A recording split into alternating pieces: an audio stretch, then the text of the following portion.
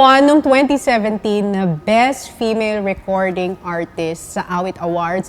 And then 2019, the Most Promising Movie Actress sa Guillermo Memorial Mendoza Foundation Award, Kim Molina. Hello, Philippines! Hello, world!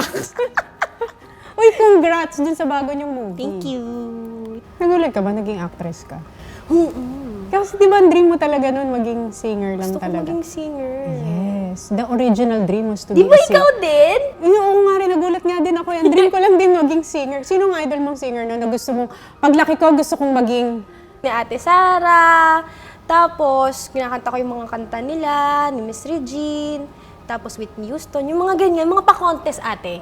The usual. Regine Oo. Velasquez, Whitney Houston, Celine Dion, Mariah Carey. Oo, Yan tapos lang ang mga piyesa TFC nun. girl ako, pinangarap ko, makasali pa ako sa Pinoy Dream Academy. Ah, Yung ganon, shucks, kasi oo. napapanood ko sa TFC. Kasi si Kim lumaki sa Saudi, di ba? Yes. Born and raised in Saudi. Born dito. Born dito. Tapos, Dito ka na pinanganak. Yes. 4 years old ako nang lumipad. Kasi yung parents niya, pareho ba silang OFW? Pero dentist ang daddy mo, di ba? Both of them. Classmates. Ay, yung cute. So, hindi ka nalinya sa dentist, sa... Supposedly, parang simula bata ako, they molded. Para gusto nila ako maging Dentist eh, so may doktor. molding. Oo, mold. Galing. Very quick. Oo. So, minold na. Oo, minold nila ako parang to be a doctor, supposedly sa medical field. Medical field. Kasi lahat, halos sa family mo, di ba? Yes, Medical field. Medical. Pero saan mo nakuha yung talent sa pagkanta? Daddy. Kumakanta talaga Oo, si Daddy ano siya, first batch siya ng Center for Pop Music Philippines. So, 14, sumali ka sa 14. Saudi. Naalala mo pa yung name ng competition? Ano? ABS-CBN TFC Popstar? Oo, TFC Popstar siya. Tapos, hindi ako dapat sasali. Ano lang yun, sabi ni Daddy, bibilan kitang cellphone kung sumali ka. Hindi nag-audition ako. Tapos pumasok. Anong kinanta mo nun? I will always love you. Taas. Tapos, iba-iba eh. Nanalo Sa ka? Whitney. Yeah. Kaya house siya. So, doon ka unang na-expose sa parang television, yung media, singing competition. TFC Global doon. So, yung mga, kapag mga artista pupunta doon. May show. May show. Pero kahit simula bata ko, ate. Nagpa-front act ka na. Oo. Alam mo, ganyan talaga pag singer. Magsisimula Diba? ka sa front act. Oo. Ako din puro front act din ako nun. Dati, kahit mga artista din. Julina Magdangal, Oo. side A band. Yung kailangan nila ng unang kakanta bago yung main Oo. act. Tapos, sino naalala yung mga ko. front act mo nun? Ay! Kuya Bayani.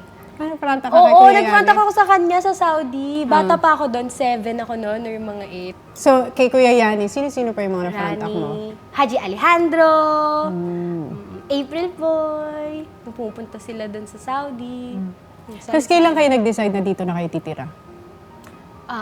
Nung college ako. Hindi namin kasi kaya na mahal dun eh. May college dun, pero mahal. So, nung nag-college ka dito, sa school, Benilde. anong course mo nun? Music production. Nag-graduate ka ba sa Benil? Hindi ako yung graduate. Hindi ako nakapag-graduate. Hindi ka nakagraduate kasi... Nagtuloy-tuloy na ako for theater. Tsaka bakit theater? Ay, may story dyan. May Kasi story di ba ang dyan. gusto mo singing Oo, competition gusto ko lang talaga? singing. Ang nangyari dyan, I was 18. Tapos, sumali ako ng W Copa. Yung, ang hahaba ng mga pangalan ng mga W bagay-bagay. Copa, yan Hindi yung ko alam kila- kung bakit ang haba ng Kila mga Jed pangalan. Madela, Vina Oo. Morales. World Championships of the Performing Arts? Di ba Wycopa yun? Wycopa ba? Wicopa. Okay, go. Na Wycopa na siya ngayon. Tapos, hindi Philippines ang nirepresent ko for W Copa. Saudi. Saudi. Kuya Ikaw Raymond, nag-champion sina nun? Martha, po. Galing. 20. 2009.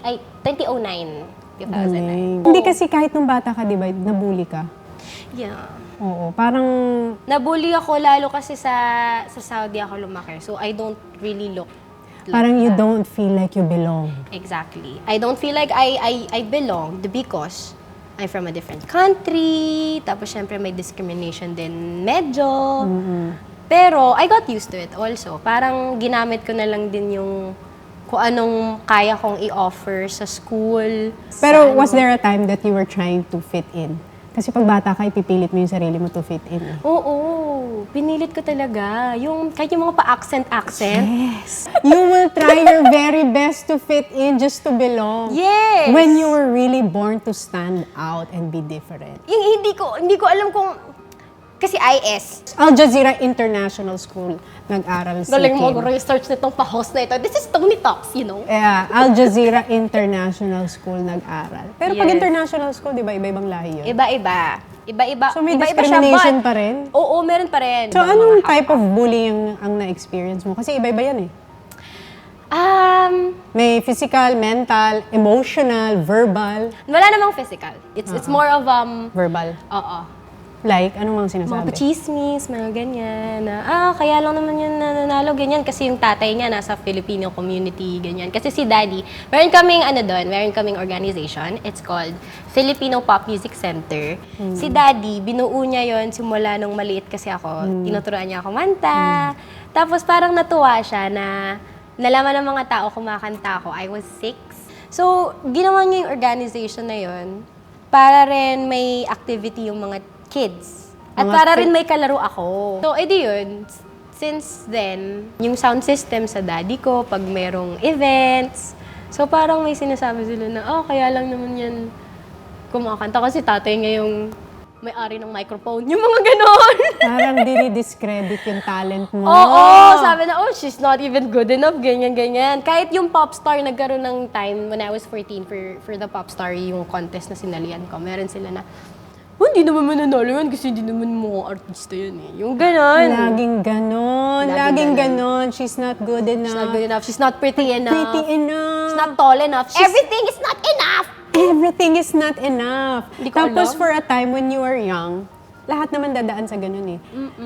Nagsisink in sa atin yun. Yes, teenager pa. Yes, niraramdam natin yun na lahat ng sinasabi ng ibang tao sa atin, feeling natin, yun tayo. Yes. So naramdaman mo yun. Oo, akala ko talaga, nagkaroon ng time na parang, siguro kakanta lang ako tapos di nila makikita yung mukha ko. Yung gano'n. Ghost singer, ganyan. Yun yung naisip ko na baka gano'n na lang din ako. So, buti yun na lang yung dream parents mo. ko. Oo. Mag-go singer ka na lang sa mga... Naisip ko siya na baka gano'n na lang yung mangyari sa akin. While you're being bullied, syempre mas naaan yung loob mo, di ba? Kung lalaban ba ako o hindi. Pero ako, dahil naranasan ko siya na kahit paano lumaban ako, may nangyari. Kasi lumaban ka.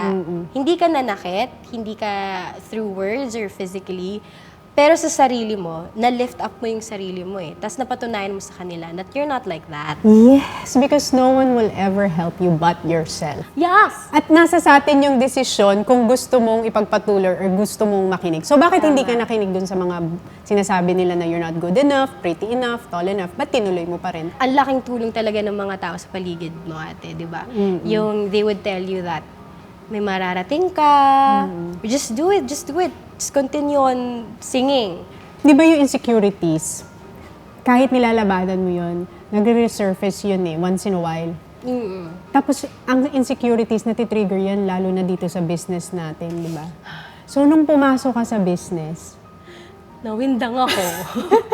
Nawindang ako. ba't ka nawindang? Hindi ko alam. Ba't Kung meron? nakaka-shock, di ba? Hanggang Ah, ganito ngayon! pala. Hanggang ngayon, meron akong, Saan ka na siya shock? Di sa lahat. Ganyan, nagsashock nga lang ko eh. Kasi ito pinapanood kita na doon sa PBBB ka eh. So hanggang ngayon, nasashock pa rin ako sa nangyayari. Na, sa sobrang kakapala ng mukha ko, umabot ako dito.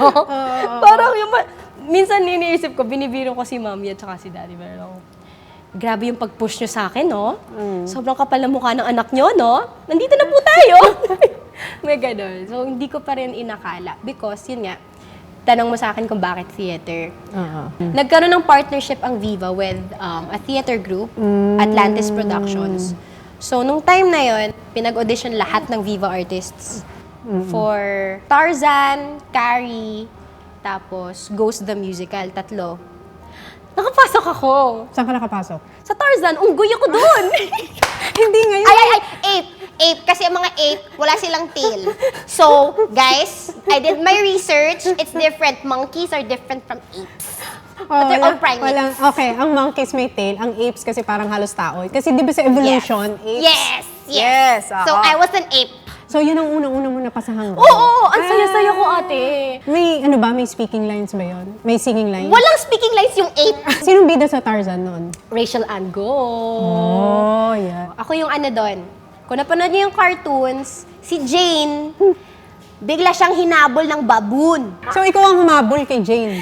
Hindi, ako yung reason kung bakit siya hinabol. Pero sa musical kasi, walang baboon. Parang mga plants lang siyang kumakain ng malalaking plants. Paano napasok Yung naman kwento yung sa Rock of Ages? Paano mo naman nakuha yung role? Ayun. Because of that season, I got into the 3 musicals. Yung Tarzan and Carrie.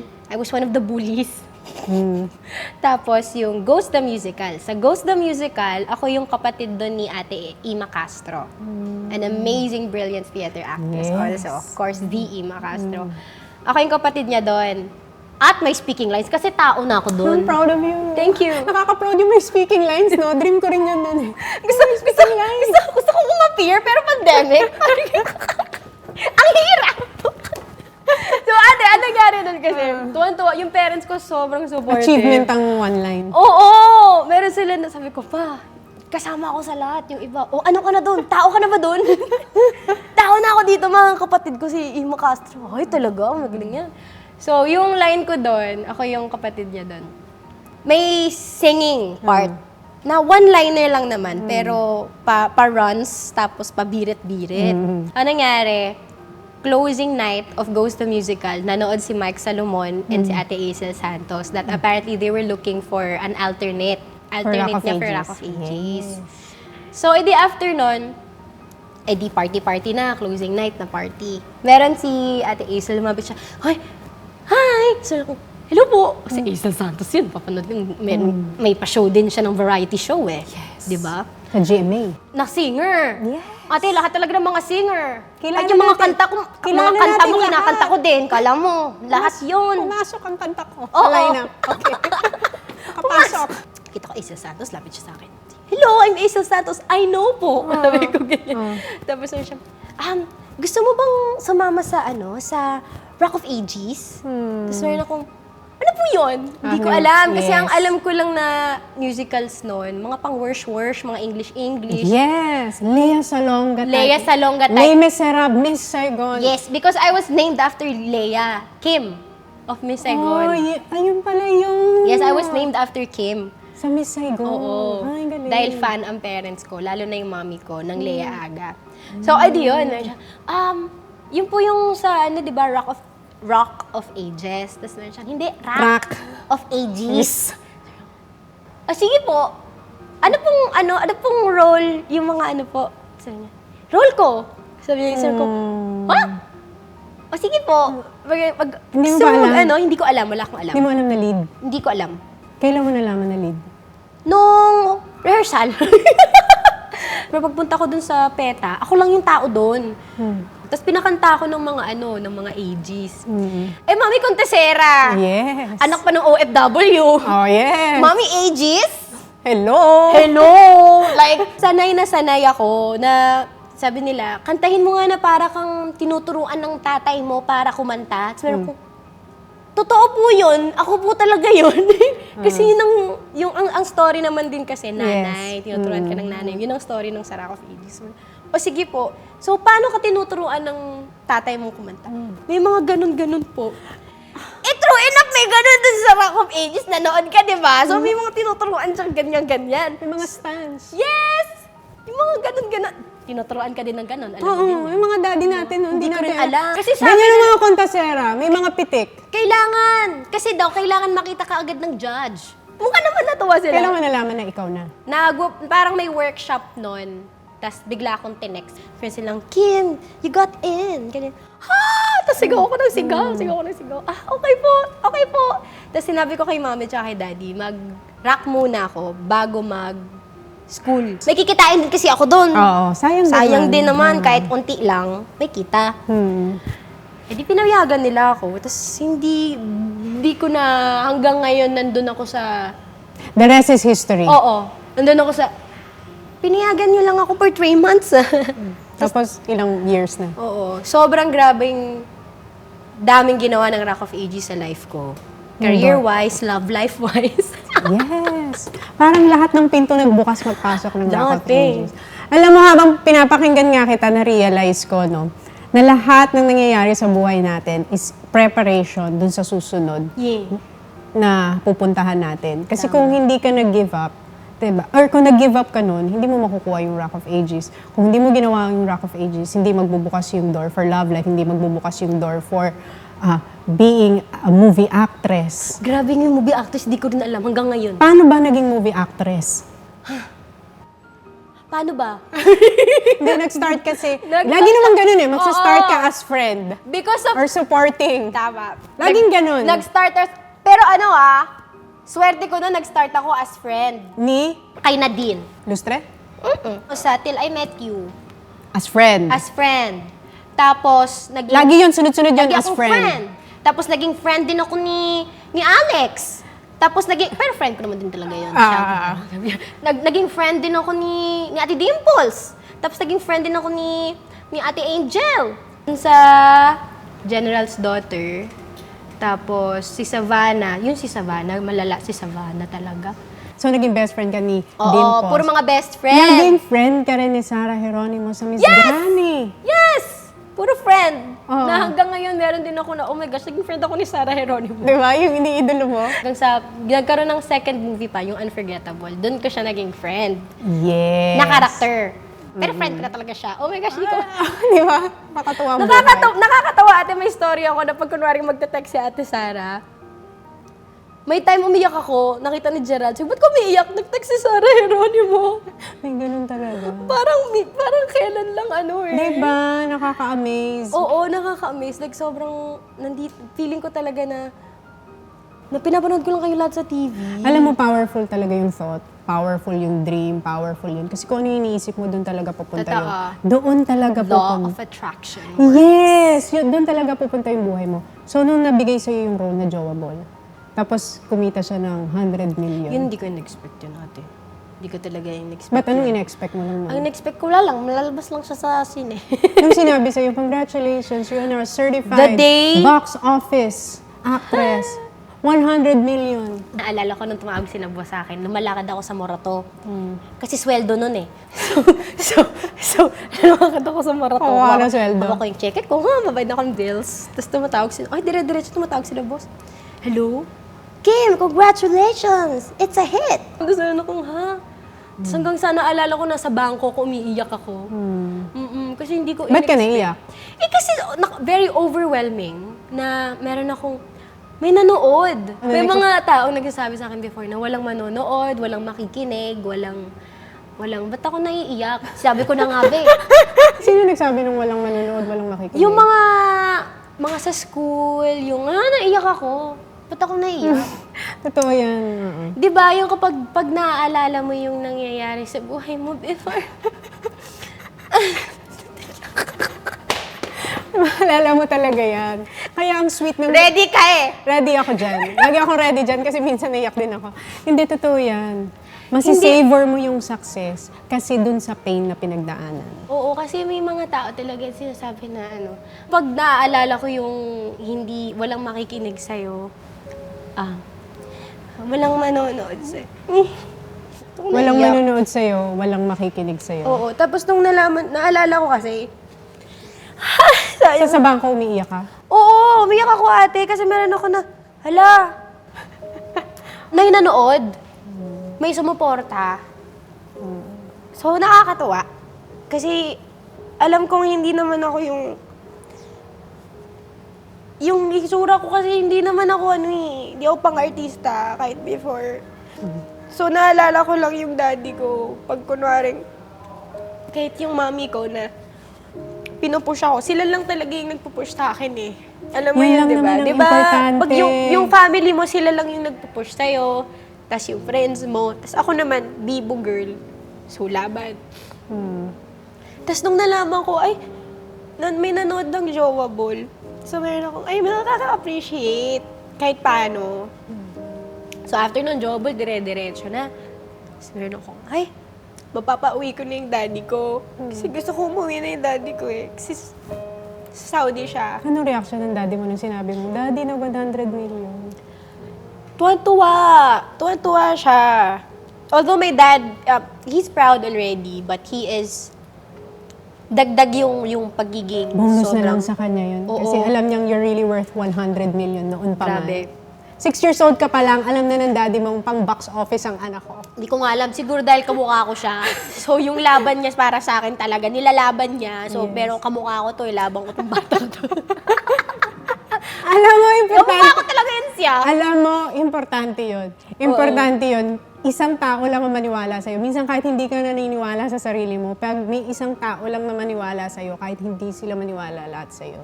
Oo. Laging tinatanong sa akin, ate, kung ano yung advice ko sa mga tao na katulad ko na aspiring artist, you should never stop learning. Because when you stop learning, dun na yun. Hanggang dun na yun. If you think that you don't need to learn anything else, if you think that you're already good, if you think that you're the best of what you are now, then that's it. It's gonna stop there. So, kailangan tanggap ka lang ng tanggap ng sinasabi ng mga tao, ng mga advice nila. Constructive. Yes, they're very constructive, of course. You have to listen to them. Because if you stop listening, wala na. Hindi ka na mag-grow. Wala, Di ba hindi ka sabi na mo mag-grow. ngayon, tinatanggap mo na yung mga constructive, natatanggap mo na ba ngayon na you deserve to be where you are today? So, meron akong, I have to prove myself still. Parang, feeling ko kasi may dad still there. So, there's still a lot na kailangan kong gawin. Madami pa akong kailangan maabot para nandito na sila. Yun yung feeling ko kasi hanggat wala pa dito yung family ko, nabuo kami. Feeling ko I still have to work more. I have to prove myself more para hindi na sila mag-work masyado. So ano yung success para sa'yo? I think if I feel like na-fulfill ko na yung 100% na feeling ko na proud na sa akin si Daddy, I think that's success for me. Feeling mo hindi pa proud daddy mo sa'yo? May feeling ko, may kulang Alam pa. mo, tayo lang yan. Mga anak lang yan. Yung Talaga feeling natin, ba? hindi tayo proud. Pero pag nakausap mo daddy mo, alam mo, sasabihin niya sa'yo, you've done more than enough. Everything you did was already enough for me. The mere fact na anak ka lang niya, proud na siya sa'yo. Eh, syempre, nanay na ako. Kahit walang gawin yung anak ko, proud ako sa'yo. As a parent, yung mga magulang, lagi silang proud sa anak nila. Yung mga mararating ng anak nila, bonus na lang yun. Kasi for who you are and what you are today, they're already proud of you. So ano natutunan mo dun sa journey mo? Huwag ka tumigil. If you have a dream, if you have a goal, you should never stop. Should never stop. But at the same time, you should believe in yourself. All the time. Tama ka dyan sa sinabi mo, ate. Parang, if you're just doing things to prove yourself to someone and not for yourself, it's not worth it. So you have to do it for yourself also.